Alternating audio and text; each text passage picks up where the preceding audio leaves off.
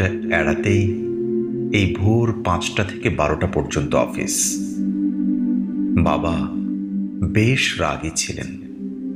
আমরা বাবাকে ভয়ে কিছু প্রশ্ন করতে পারতাম না।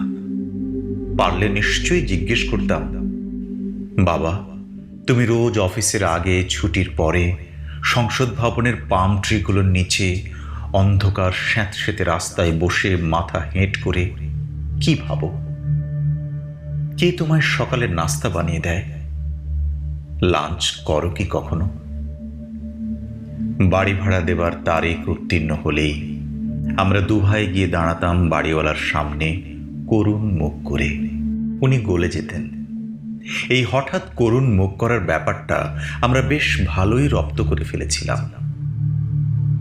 মোটর বাইক পাশ কেটে বের হলেই আমি হা করে চেয়ে থাকতাম। একদিন বাবা বলেছিলেন,